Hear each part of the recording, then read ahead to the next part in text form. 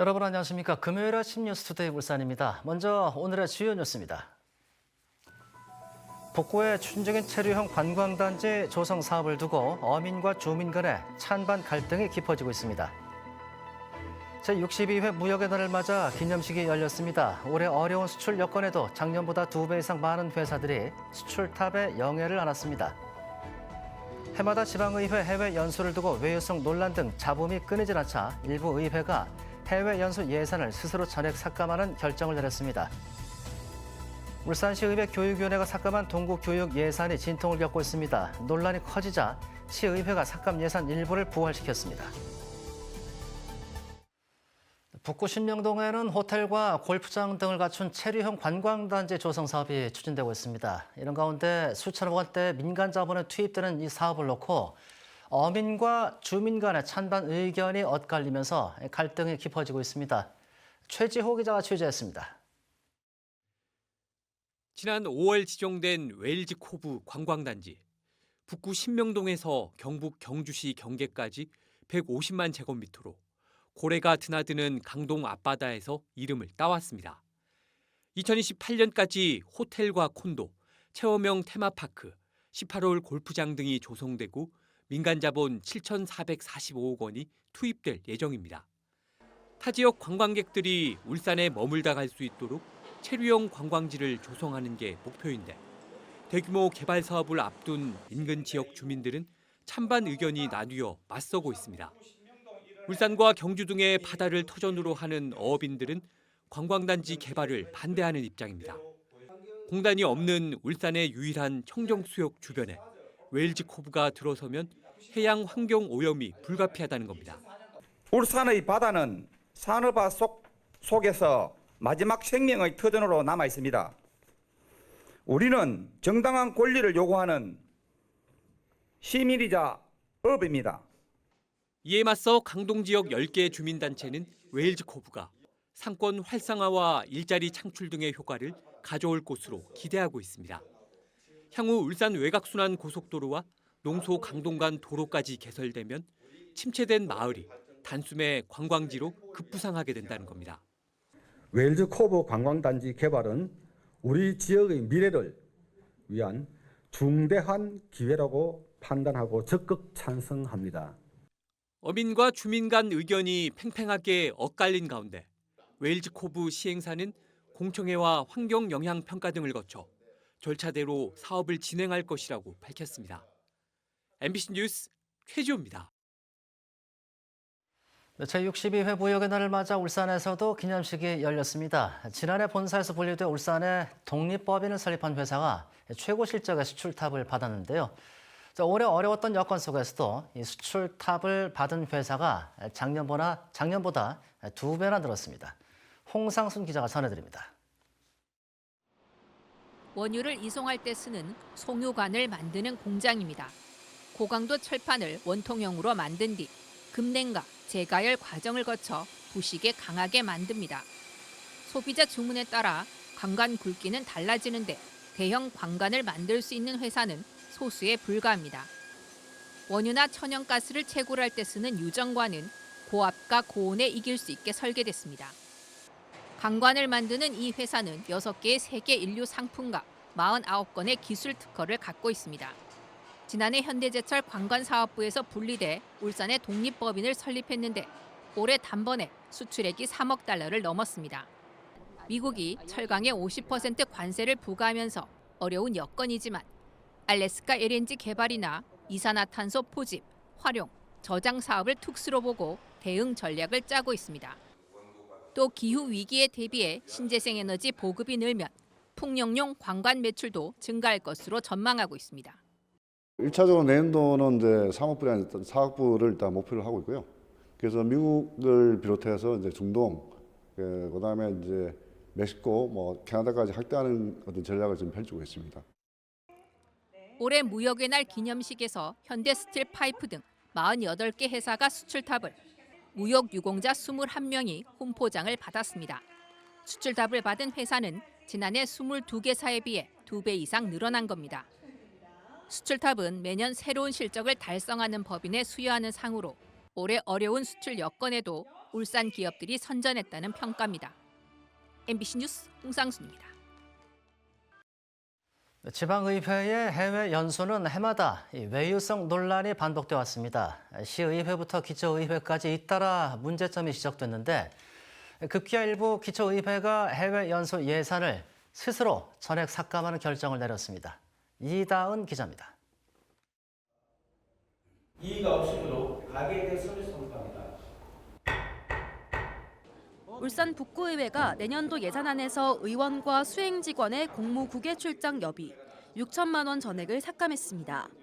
지방의회의 해외 연수는 외유성 관광성 일정 논란이 끊이지 않았습니다. 울산시의회는 해외 출장 항공권 가격을 부풀려 결제했다는 국민권익위원회의 지적에 이어 울산경찰청의 수사를 받고 있습니다. 지난 6월 7박 9일 일정으로 미국 시카고를 다녀온 울산 동구의회 연수는 사실상 관광 일정이었다는 지적을 받았습니다. 의원 6명과 직원 4명이 5천만 원이 넘는 예산을 들여 사실상 관광지만 돌아보고 왔다는 겁니다. 이처럼 불투명한 예산 집행과 보고 과정이 반복되자 지역의회 내부에서도 해외 연수를 손봐야 한다는 자성의 목소리가 커지고 있습니다. 실제 북구의회와 동구의회는 내년 국외 출장 예산을 전액 삭감했습니다. 어려운 시기에 의회가 솔선수범하여 불필요한 예산을 줄이고 시민들과 고통을 분담하겠다는 강력한 의지를 반영한 결과입니다. 내년에 지방선거가 실시돼 사실상 올해가 마지막 연수였다는 지적이 나오기는 하지만 아무런 변화가 없는 다른 지방의회와는 다른 행보를 보이고 있는 겁니다. 남구의회는 7,700만 원을 확정했고 중구의회 5,600만 원, 울주군의회 7,500만 원을 조만간 본회의에서 확정할 예정입니다. 일부 지방의회가 스스로 해외 연수 예산을 줄이고 나선 만큼 외유성 논란을 잠재우고 무너진 신뢰를 회복하는 계기로 이어질지 주목됩니다. MBC 뉴스 이다은입니다. 진보당 울산시당이 어제 기자회견을 열고 삭감된 내년도 동구 교육 예산을 원상 복구하라고 주장했습니다. 진보당은 울산시의회 교육위원회가 다른 구구는 그대로 두고 동구 예산 2억 원 가운데 1억 원을 삭감했다며 이를 주도한 국민의힘 소속 시구 의원들의 공개 사과를 요구했습니다. 이처럼 예산을 둘러싼 논란이 일자 울산시 의회 예산결산위원회는 교육위원회가 삭감한 예산 일부인 5천여만 원을 복구했습니다. 다음은 희망 2026 나눔 캠페인에 참여해 주신 분들입니다. 보람 세민 S 장례식장에서 2천만 원, 주식회사 후성 1,000만 원, 한전 KPS 원자력 연수원에서 800만 원, 한마음 새마을 금고 264만 원, 동대초등학교에서 113만 2,600원, 한국건강관리협회 울산광역시 지부 100만 원, 농소초등학교 68만 8,930원, 신복초등학교에서 15만 6,920원, 든든국밥에서 14만 6천 원, 문지영님께서 10만 원을 기부하셨습니다. 상금 납부는 한 통화당 2천 원에 ARS 전화로도 참여할 수 있습니다. 현재 울산의 나눔 온도는 7.9도입니다.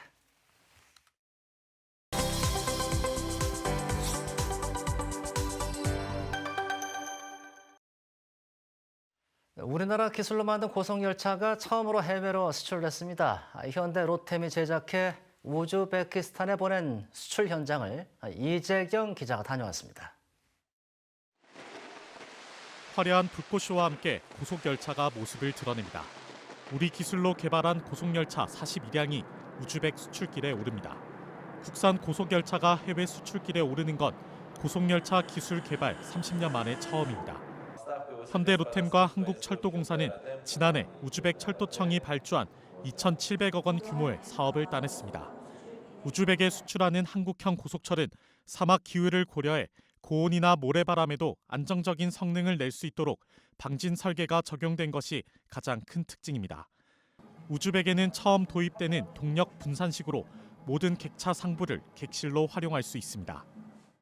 분산식이 본격적으로 운행을 하게 되면은 기존의 동력 집중식으로 인해서 이런 좌석이 부족한 그런 문제를 많이 해결할 수 있을 걸로 생각합니다. 한국형 고속철은 우즈벡 수도인 타슈겐트에서 히바까지 1286km 구간에 투입됩니다. 현대로템은 제 뒤에 보이는 이 열차를 비롯해 계약을 맺은 6편성을 내년 말까지 우즈벡에 공급하겠다는 계획입니다. 내년도 고속철도 차량 세계 시장 규모는 약 10조 원에 달할 전망입니다. 저희가 가지고 있는 그런 고속전철 플랫폼을 가지고 세계 시장에서 당당하게 그런 유수한 글로벌 업체들과 경쟁을 해서 고속전철 시장에 새롭게 도전을 해나가고, 현대로템은 우즈벡 고속열차 수출 경험을 바탕으로 모로코와 폴란드 등으로 수출 국가를 넓힐 계획입니다. MBC 뉴스 이재경입니다. 영덕에서 10여 년 만에 원전을 둘러싼 갈등이 다시 불거지고 있습니다. 정부가 원전 건설 여부를 공론화하면서 과거의 갈등의 재현에 대한 우려가 나오는 가운데 영덕 군수의 최근 발언까지 더해져 논란이 일고 있습니다. 박성화 기자가 취재했습니다. 영덕군 주민들과 원전 반대단체 회원들이 용산 대통령실 앞에 섰습니다. 신규 원전 건설 계획 전면 취소를 촉구하기 위해서입니다. 이들은 정부가 신규 원전 건설을 공론화에 붙이기로 하면서 지역사회가 또다시 극심한 혼란에 빠지게 됐다고 목소리를 높였습니다. 핵발전소 신규 건설 계획 즉각 취소하라! 주민들이 우려하는 건 영덕이 10여 년 전에도 원전 문제로 큰 갈등을 겪었기 때문입니다. 영덕은 지난 2012년 원전 예정지로 지정됐다가 주민 투표까지 가는 극심한 찬반 갈등 끝에 문재인 정부에서 계획이 전면 백지화된 바 있습니다. 그런데 올 2월 신규 원전 건설 계획을 포함한 윤석열 정부의 제11차 전력 수급 기본 계획이 확정되면서 과거 예정지였던 영덕에서 갈등의 불씨가 되살아난 겁니다. 여기에 최근 김광열 군수가 원전 찬성 주민단체 행사에 참석해 한 발언이 논란을 키웠습니다. 김 군수는 이 자리에서 군수로서 신중할 수밖에 없다면서도 현재까지 원전에 반대하지 않았고 앞으로도 반대하진 않는다고 말했는데 원전 반대 주민들은 김 군수가 원전을 다시 유치하려는 의지를 보인 것이라며 반발하고 있습니다.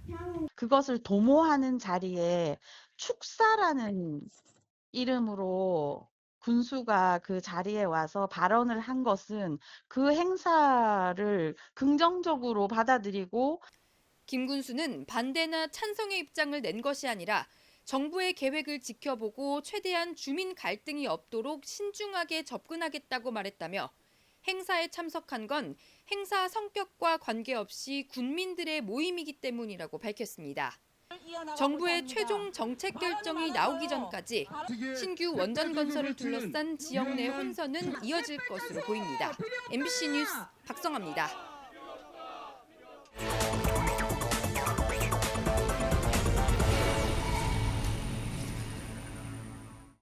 HD 현대중공업노조가 한국형 차기 구축함 KDDX 사업 추진 방식이 흔들리면서 노동자의 고용 불안이 커지고 있다며 우려를 제기했습니다. 노조는 이미 법원 판결로 종결된 과거 보안 사고를 빌미로 정부와 방위사업청이 특정 기업에 유리한 구조를 만들어가고 있다고 주장했습니다. 노조의 주장은 최근 군사 기밀을 빼돌려서 처벌을 받은 곳에 수의 계약을 주는 것에 대해 잘 확인을 하라는 이재명 대통령의 발언에 대한 우려 제기로 해석되고 있습니다. 지난 10월 부동산 대책의 여파로 전국적으로 2달 연속 아파트 분양 전망과 입주 전망이 하락하는 가운데 울산만 눈에 띄는 반전을 보이고 있습니다. 주택산업연구원이 발표한 12월 전국 아파트 입주 전망 지수는 75.5로 전달에 비해 4.3포인트가 하락한 데 반해 울산은 100으로 33.4포인트가 올라 유일하게 두 자릿수 상승을 기록했습니다. 앞서 발표된 12월 아파트 입주 전망 지수 역시 울산만 두 자릿수 상승을 보였습니다. 울산 지역 아파트 매매 가격이 전국에서 서울 다음으로 가장 큰 폭의 상승을 보이며 21주 연속 올랐습니다. 한국부동산원이 발표한 12월 둘째 주 주간 아파트 가격 동향을 보면 울산은 한 주 만에 0.15%가 올라 0.18% 오른 서울 다음으로 큰 상승폭을 보였습니다. 아파트 전세 가격도 세종과 서울 다음으로 높은 0.14% 상승하며 101주 연속 상승세를 이어갔습니다. 북구 강동 관광단지 일원이 토지거래 허가 구역으로 재지정됐습니다. 울산시는 산하동과 정자동, 무령동 135만여 제곱미터를 올해에 이어 내년 1년 동안 토지거래 허가 구역으로 지정하고 북구청장의 허가를 받아야 토지를 취득할 수 있도록 했습니다.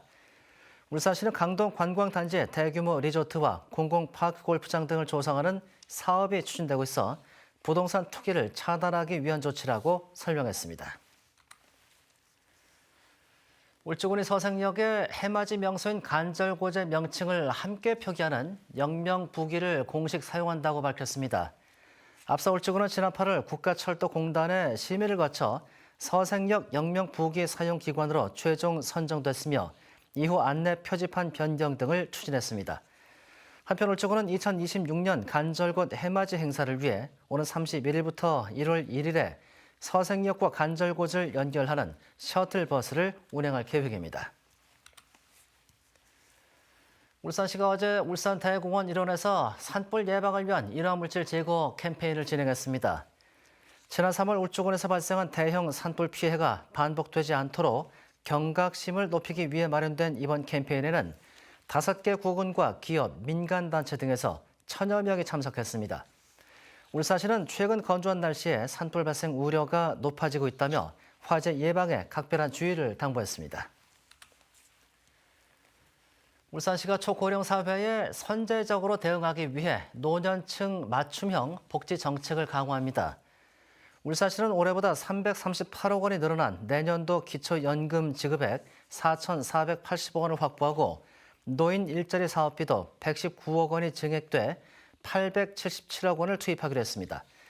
또한 베이비 부모와 노년층의 인생 2막 지원을 위한 시니어 초등학교는 내년 초 4기 신입생 180명을 모집하며 노인 복지관과 경로 식당에 대한 예산 지원도 늘릴 계획입니다. 울산 외국어 고등학교가 내년도 신입생 입학 전형 원서 접수를 마감한 결과 일반 전형은 140명 모집에 236명이 지원해 1.69대 1의 경쟁률을 보였습니다. 이는 지난해 경쟁률 1.6대 1보다 소폭 상승한 것으로 최근 5년 새 가장 높은 경쟁률입니다. 한편 모집 학과별로 보면 일본어과가 2.25대 1로 가장 높았고 러시아어과가 1.7대 1로 뒤를 이었습니다.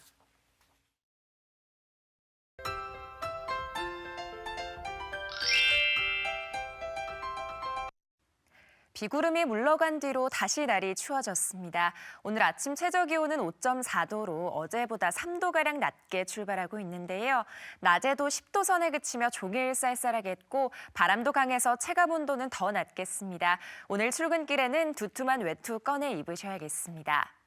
한편 주말에도 날씨 변덕이 심하겠는데요. 내일은 큰 추위 없이 무난하겠지만 눈비 소식이 있습니다. 오후부터 밤사이 5mm가량의 비가 이어지겠고요. 경남 서부 내륙으로는 1cm가량의 눈이 내릴 가능성도 있겠습니다. 이후에는 날이 다시 추워지니까요. 당분간은 기온 변화에 맞춰 건강관리 잘해주셔야겠습니다.